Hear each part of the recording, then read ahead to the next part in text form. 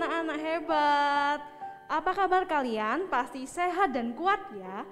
Walaupun di rumah saja, di masa pandemi ini, kita tetap harus bersuka cita. Hari ini, Teacher Valen ditemani dengan Teacher Anton.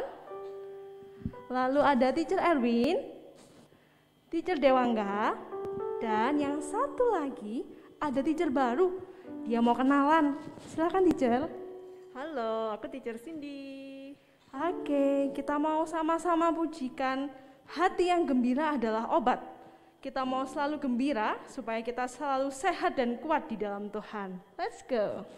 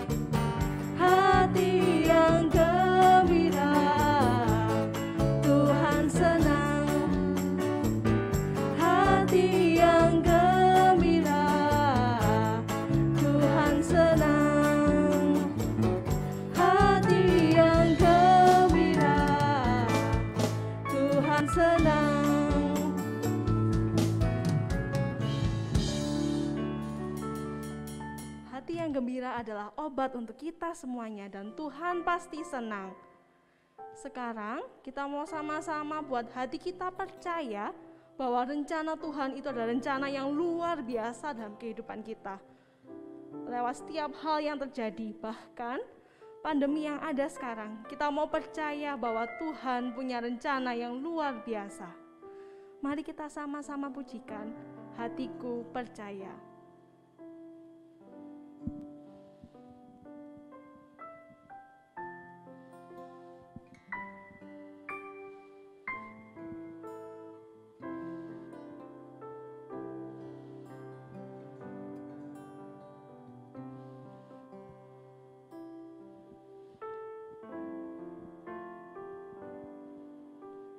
Saat ku tak melihat jalanmu, saat ku tak mengerti rencanamu, namun tetap ku pegang janjimu.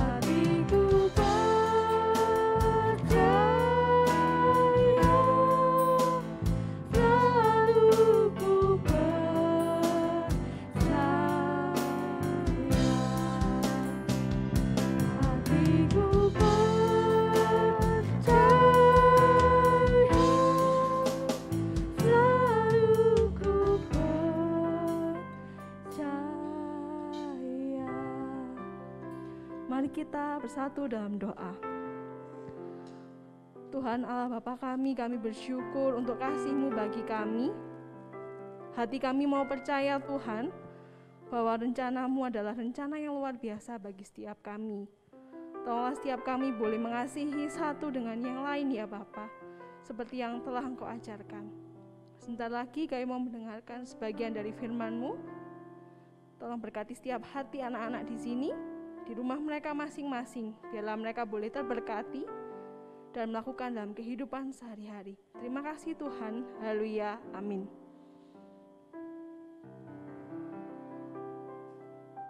Hai, selamat pagi anak-anak dari kelas 1 sampai kelas 6.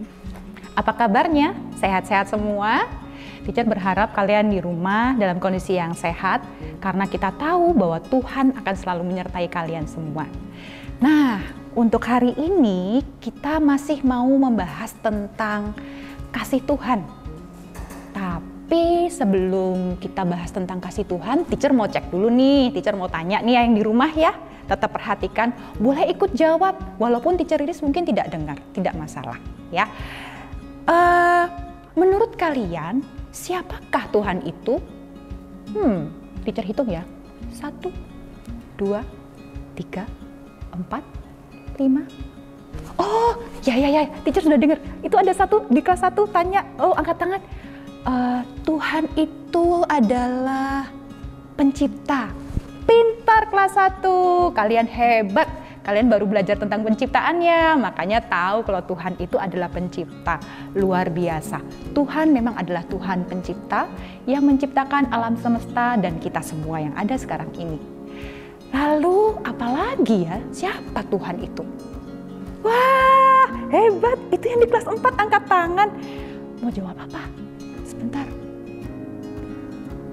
Benar sekali. Tuhan itu berkuasa. Tuhan itu maha kuasa.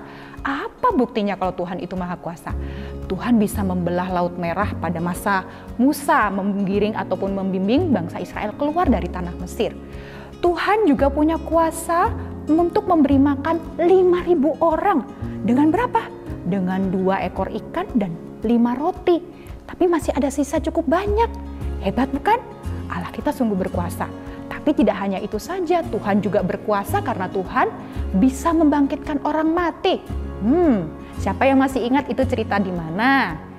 Tepat sekali, itu cerita ketika Tuhan Yesus membangkitkan Lazarus. Lalu apalagi ya? Siapa Tuhan itu? Tuhan adalah Tuhan yang setia. Tuhan yang selalu menemani kita anak-anaknya, Tuhan yang selalu setia menolong kita di saat kita membutuhkan, Tuhan yang juga selalu setia untuk mendampingi kita dan menolong kita untuk hidup dalam kebenaran. Lalu yang paling hebat lagi, Tuhan adalah juru selamat kita. Juru selamat yang menyelamatkan kita dari dosa, yang menebus kita dari dosa dan membuat kita bisa hidup di dalam kasih karunia Tuhan. Lalu apa lagi ya? Aku tahu teacher. Siapa tadi tuh yang jawab? Oh, kelas 6. Tuhan itu Tuhan yang kasih.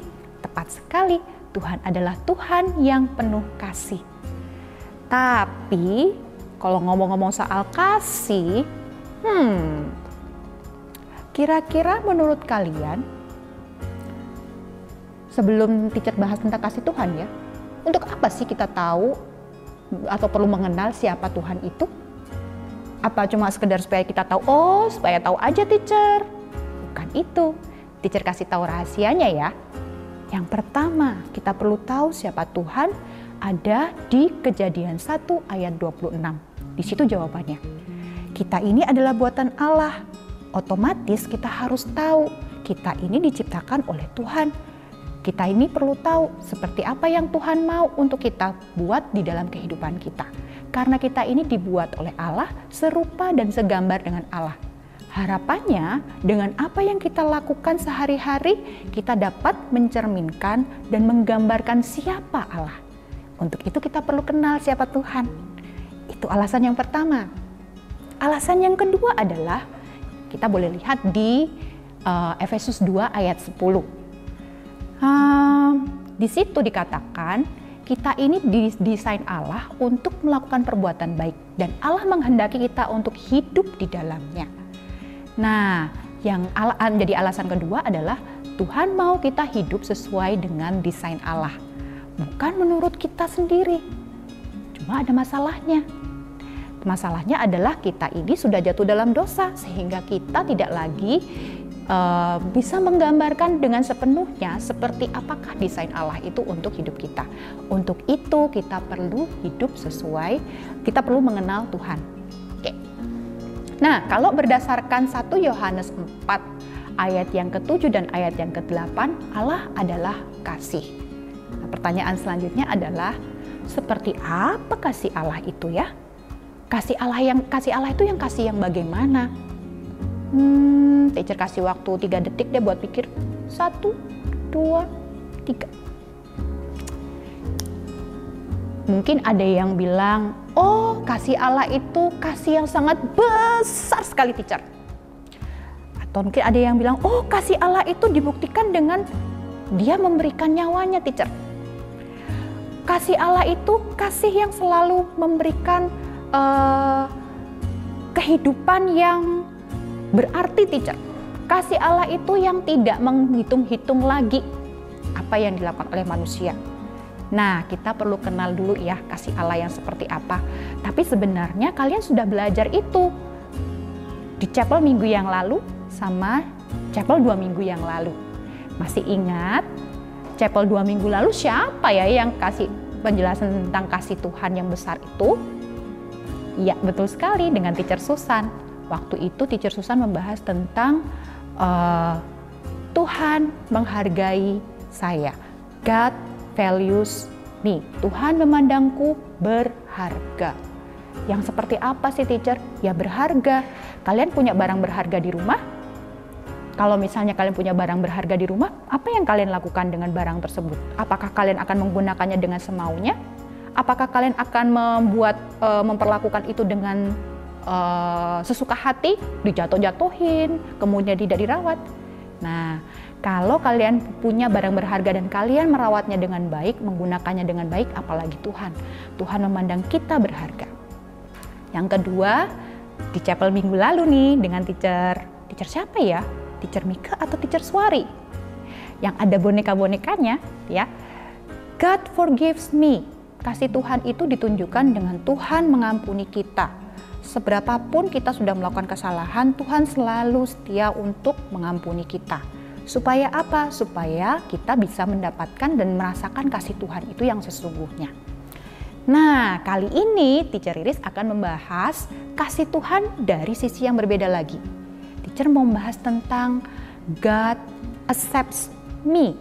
Tuhan menerimaku. Yang seperti apa teacher yang menerima itu? Apakah Tuhan menerima kita karena kita baik, berbuat baik, gak pernah nakal, taat orang tua?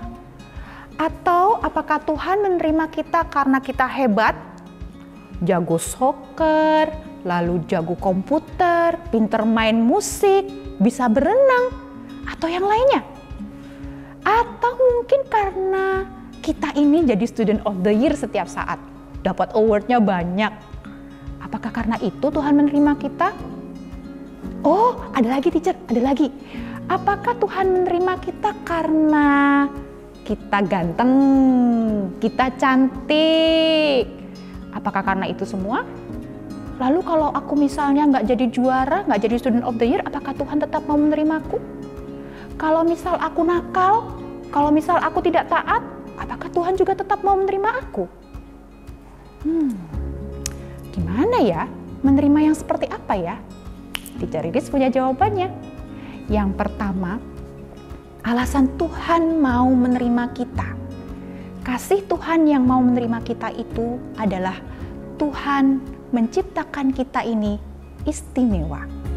Apa istimewanya? Istimewanya adalah Tuhan menciptakan kita waktu kita masih jadi bakal anak, belum ada apa-apanya ya, masih baru di angan-angan ini. Bahkan jauh sebelumnya, ketika Tuhan pertama kali menciptakan manusia, Adam dan Hawa, Tuhan merencanakan untuk menciptakan manusia itu segambar dan serupa dengan Allah. didesain sedemikian rupa supaya seperti Allah, menggambarkan siapa diri Allah. Alasan yang pertama Tuhan mau menerima kita adalah karena kita adalah ciptaan yang istimewa. Tuhan mau menerima kita sebagaimana kita adanya, sebagai manusia yang sudah Tuhan jadikan dengan sangat istimewa. Nah, alasan yang kedua, kalau kayak seperti itu, aku kan sering berbuat salah, teacher. Jadi kan aku tidak bisa menggambarkan siapa Allah. Apakah Tuhan masih mau menerima aku? Aku loh teacher bolak-balik kalau mengumpulkan tugas di Google Classroom itu sering kali telat-telat. Atau bahkan aku kumpulkan nggak ada tugasnya, teacher.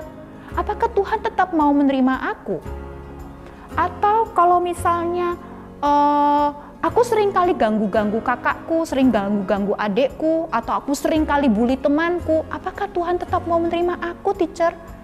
Bukankah kalau seperti itu mamaku aja sering kali marah-marah, apalagi Tuhan? Kira-kira apakah Tuhan masih mau menerima kita? Alasan yang kedua adalah Tuhan tetap mau menerima kita sebagaimana apa adanya kita. Sekali lagi teacher mau ingatkan, Tuhan menerima kita bukan karena siapa kita. Tuhan mau menerima kita karena Dia adalah Tuhan yang menjadikan kita begitu sempurna, begitu istimewanya. Kalau kita masih sering kali berbuat salah, tahu apa buktinya Tuhan mau menerima kita? Tuhan menebus dosa kita. Tuhan memberikan nyawanya di kayu salib supaya kita bisa kembali hidup di dalam kasih Tuhan. Wah, kalau gitu caranya enak aja teacher manusia. Buat salah satu kali, habis itu nanti pasti Tuhan akan tetap menerimaku, jadi it's okay. Bukan seperti itu, gitu ya. Tetap tidak bisa. Tuhan tetap mau menerima kita, itu sebabnya Tuhan mau menebus kita. Dan tidak cukup sampai di situ.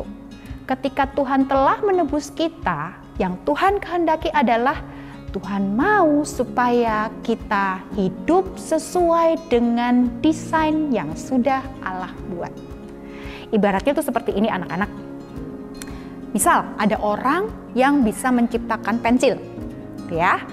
Pencipta pensil ini dia menciptakan pensil sedemikian rupa sehingga dia bisa dipakai untuk menulis. Desain dari pencipta pensil ini adalah pensil tersebut bisa menulis dengan sangat rapi dan bersih, gitu ya. Itu desainnya. Nah, sudah seharusnya pensil yang dia ciptakan ini bisa menjalankan fungsi sesuai dengan desain yang sudah dirancang oleh penciptanya.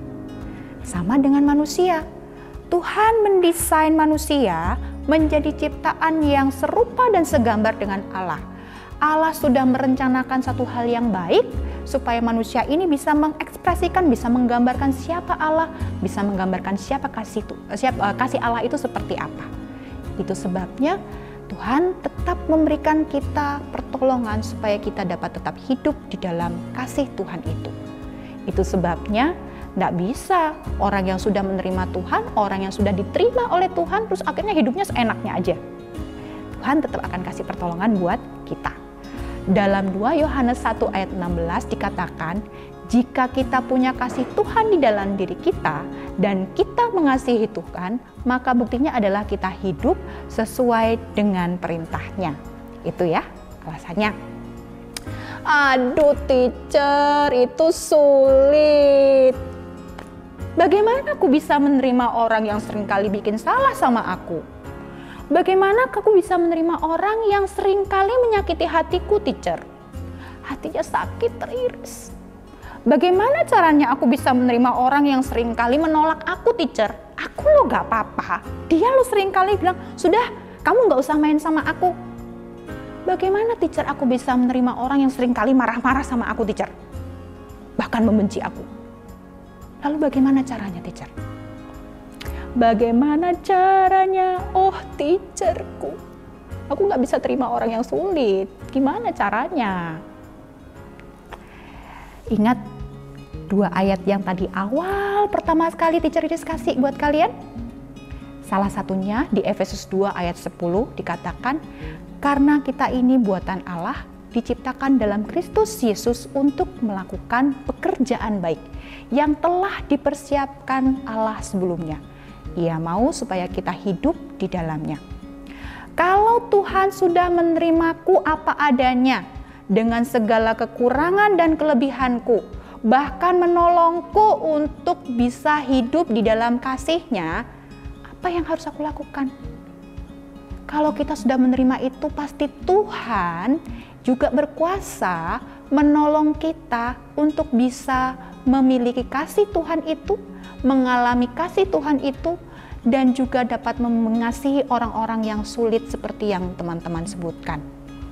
Yang bencekno, yang seringkali mengganggu, yang seringkali menyakiti, bahkan yang seringkali menolak teman-teman.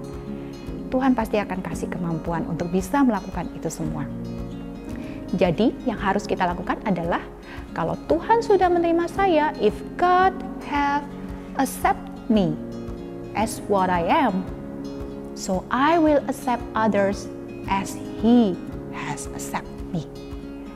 Aku akan menerima orang lain seperti Tuhan sudah menerima aku. Aku harus bisa menerima orang lain seperti Yesus telah menerimaku. Caranya bagaimana? Oke, hanya 3 kata saja ya yang Teacher Lilis mau kasih. Yang pertama, ingat-ingat. Apa yang harus diingat?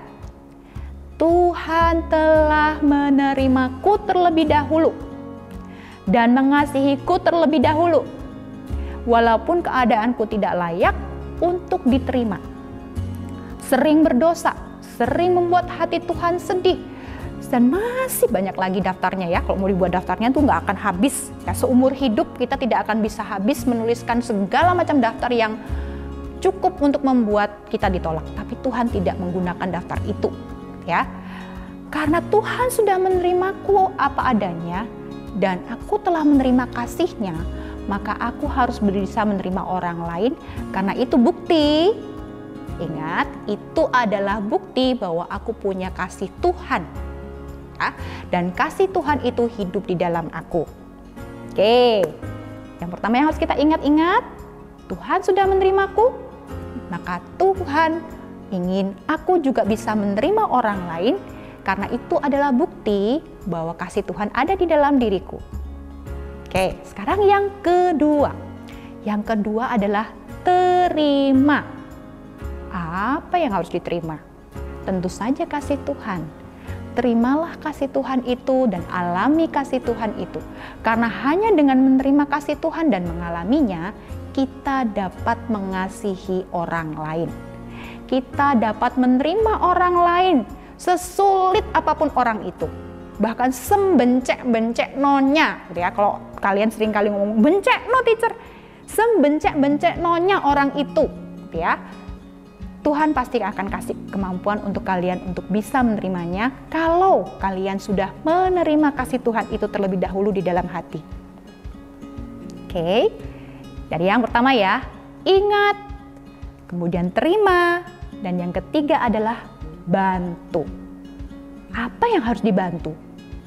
Bantulah orang-orang di sekitarmu supaya lewat apa yang kamu lakukan, lewat setiap pertolongan yang kamu berikan, mereka bisa merasakan kasih Tuhan. Ingat, Tuhan tidak hanya sekedar menerimamu apa adanya, Tuhan juga tidak hanya sekedar menerimamu dan mengampuni segala dosamu, tapi Tuhan juga mau kamu hidup di dalam kasih Tuhan. Tuhan mau memberikan pertolongan kepadamu dan memampukan kamu untuk hidup di dalam kasih Tuhan. Itu sebabnya Tuhan juga mau kamu bisa menjadi penolong buat orang lain, supaya orang lain pun juga bisa merasakan kasih Tuhan. Tuhan memberikan dukungan buat kamu, Tuhan memberikan dorongan buat kamu, maka kamu pun juga bisa untuk memberikan dukungan dan dorongan buat orang lain. Caranya bagaimana? Nasihati dengan tidak bosan-bosan. Ingatkan berulang-ulang bahwa Tuhan mengasihi mereka. Berdoa buat mereka supaya mereka mengalami kasih Tuhan. Kemudian berikan dorongan dan dukungan ketika mereka mau melakukan yang baik dan melakukan yang benar. Beri motivasi, beri pujian. Yeay, kamu sudah berhasil. Kamu sudah berhasil menjadi anak yang baik. Berikan pujian seperti itu kepada orang lain. Ada 3 ya. Yang pertama, ingat bahwa kita sudah menerima kasih Tuhan, sudah menerima kita terlebih dahulu. Yang kedua, terima kasih Tuhan itu dan alami. Dan yang ketiga, bantu orang lain untuk supaya bisa menerima kasih Tuhan dan mengalaminya. Oke, sekali lagi teman-teman, kasih Tuhan itu yang menjadi dasar dan kekuatan yang memampukan kita untuk menerima orang lain. Sekali lagi, tanpa kasih Tuhan yang ada di dalam diri kita, maka kita tidak akan bisa melakukan semua itu. Terima terlebih dahulu kasih Tuhan, alami kasih-Nya, maka kamu akan bisa menerima orang lain sebagaimana Tuhan telah menerimamu. Amin. Kita akan tutup dalam doa. Tuhan Yesus, kami mengucap syukur untuk kasih Tuhan yang begitu besar. Kasih Tuhan yang mau menerima kami sebagaimana apa adanya kami. Tetapi kasih Tuhan juga yang mau menerima kami dan menolong kami supaya kami dapat hidup di dalam kasih Tuhan. Supaya kami bisa mencerminkan desain Allah, gambar diri Allah yang sempurna itu di dalam setiap hal yang kami lakukan. Tolong bantu kami Tuhan, kami tahu ini tidak mudah. Ketika kami harus menerima orang lain yang mungkin membenci kami. Ketika kami harus menerima orang lain yang mungkin pernah menyakiti hati kami. Ketika kami harus menerima orang lain yang mungkin juga sangat sulit Tuhan untuk kami terima. Biarlah kasih Tuhan yang ada di dalam hati kami masing-masing menolong kami untuk dapat menerima orang-orang yang sulit itu. Karena kami tahu Tuhan telah terlebih dahulu menyatakan kasih-Nya dengan menerima kami. Terima kasih Tuhan, berkati setiap anak-anak yang mendengarkan chapel pada hari ini.